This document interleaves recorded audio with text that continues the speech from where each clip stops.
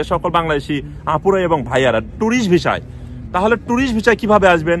আপনারা ইউরোপের Shenzhen visa নিতে পারেন। ইউরোপের সেনজেন ভিসা আপনারা কাজে লাগাতে পারেন, যে একটা সেনজেন ভিসা দিয়ে আপনারা ইউরোপের 27টি দেশে ঢুকতে পারবেন।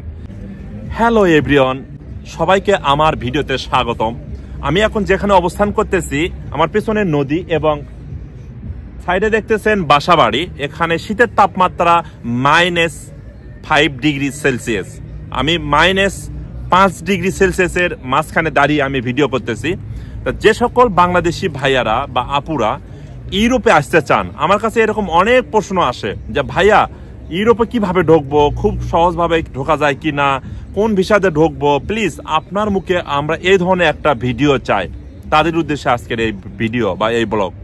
তাহলে সবাই ভিডিওটি ফার্স্ট থেকে লাস্ট পর্যন্ত দেখবেন। আমার হাতে দেখেন আরেকটি ক্যামেরা, তার মানে আমি এখানে ভিডিওর কাজ করতেছিলাম এবং ফটোগ্রাফির কাজ করতেছিলাম। আমি আপনাদেরকে বলবো যে আপনারা ইউরোপে ঢোকার সবচেয়ে সহজ পথ হলো, আপনি যদি স্টুডেন্ট ভিসায় ঢোকেন, যারা স্টুডেন্ট অর্থাৎ লেখাপড়া করার জন্য আসতে চান, এখানে আপনি ধরেন গ্রাজুয়েশন করবেন বা মাস্টার্স করবেন বা আপনি ইঞ্জিনিয়ারিং কমপ্লিট করবেন, লেখাপড়ার যে কোনো একটা সাইড নিয়ে আপনি ইউরোপে প্রবেশ করতে পারেন। আর শিক্ষার কোনো বয়স নাই, শিক্ষার কোনো বয়স নাই যে আপনার বয়স হয়তো 30 হয়ে গেছে, আপনি মানে ক্লান্ত হয়ে গেছেন, মানে নিজেকে আর বিশ্বাস করতেছেন না যে আমি ওখানে গেলে লেখাপড়া করতে পারবো কিনা, সেই সুযোগটা পাবো কিনা। নো, আপনি একটা ডিগ্রি নিয়েছেন, আপনি আর একটা ডিগ্রি নেওয়ার অপেক্ষা থাকেন, কোনো সমস্যা নাই। আপনি ইউরোপের বা ইতালি, জার্মান, ফ্রান্স যে কোনো দেশে আপনি এসে স্টুডেন্ট ভিসা আবেদন করতে পারেন। যদি আপনার ভাগ্যে মিলে যায়, সেক্ষেত্রে আপনি ইউরোপে প্রবেশ করতে পারতেছেন। মাশাআল্লাহ, একবারে সহজ পথ এটা। যে সকল বাংলাদেশি আপুরা এবং ভাইয়ারা ট্যুরিস্ট ভিসায়, তাহলে ট্যুরিস্ট ভিসায় কিভাবে আসবেন? আপনারা ইউরোপের সেনজেন ভিসা নিতে পারেন। ইউরোপের সেনজেন ভিসা আপনারা কাজে লাগাতে পারেন, যে একটা সেনজেন ভিসা দিয়ে আপনারা ইউরোপের 27টি দেশে ঢুকতে পারবেন। সেক্ষেত্রে আপনাদের কি কি লাগতে পারে?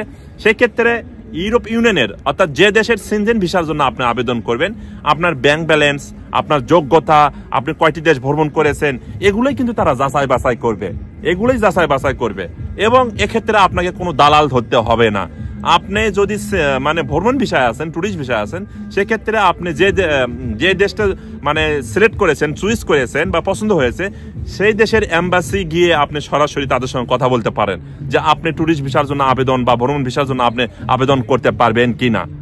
এবং ডক্টর ইউনুস কিন্তু অলরেডি ইউরোপ ইউনিয়নের, পুরো ইউরোপ ইউনিয়নের ভিসা সেন্টার কিন্তু ঢাকায় নিতেছে অলরেডি।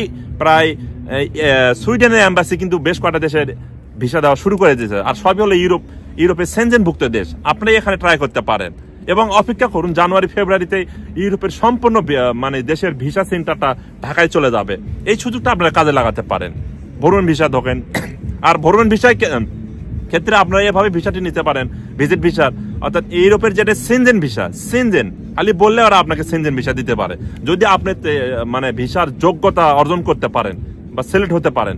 সেক্ষেত্রে ওদের নিয়ম কারণ আপনাকে মেনে চলতে হবে। আর একটা বিষয় হলো যে অনেকে জিজ্ঞাসা করেন যে ভাইয়া আমরা ইতালিতে সিজনাল ভিসা এবং নন সিজনাল ভিসা, এখানে প্রচুর ঠান্ডা, যদি আমার কথার মধ্যে ভুল হয়ে থাকে তা আমাকে ক্ষমা করে দিবেন। কারণ -5 ডিগ্রি অর্থাৎ -5 ডিগ্রি সেলসিয়াসের ভিতরে আমি দাঁড়িয়ে থেকে কথা বলছি, আমার হাত অলরেডি বরফ হয়ে গেছে, রক্ত চলাচল মানে বন্ধ হয়ে গেছে। তো সেই ক্ষেত্রে আপনার ইতালির এই সিজনাল এবং নন সিজনাল ভিসার জন্য আপনারা আবেদন করতে পারেন। মনে করবো যে এটা আবেদন না করাটাই ভালো, কারণ এখানে প্রচুর দালাল, এটা যে দালালরা বাংলাদেশের মানুষই, বাংলাদেশিরা এখানে ইতালির পরিবেশটা নষ্ট করে ফেলেছে। যদি 100 জন আবেদন করে, শতকরা 5 থেকে 6 জন বা 7 জন ইতালির এই সিনজেন বা সিজনাল বা নন সিজনাল ভিসাটা পেয়ে থাকে, আর বাদ বাকি 90 থেকে 94, 95 জনই পায় না। আমি আবারও বলতেছি, এই শীতের মাঝখানে দাঁড়িয়ে থেকে আমি কথা বলতেছি, যদি আমার কথা বলতে ভুল হয়ে যায় তাহলে আমাকে ক্ষমা করে দিবেন, কারণ এখানে ঠোঁট মোটালিটি আমার এখানে অবস্থা খারাপ হয়ে গেছে, এতটা ঠান্ডা। তা আপনাদের জন্য এটাই হলো মানে প্লাস পয়েন্ট। আর যে সকল বাংলাদেশি ভাইয়ারা বিভিন্নভাবে কষ্ট করে ঢুকতেছেন, আমি আপনাদেরকে নিয়ে আর একটা ব্লগ বানাবো নেক্সট। এই ব্লগের পরে আমি আর একটা ইনফরমেশনমূলক ব্লগ দেবো ইনশাল্লাহ।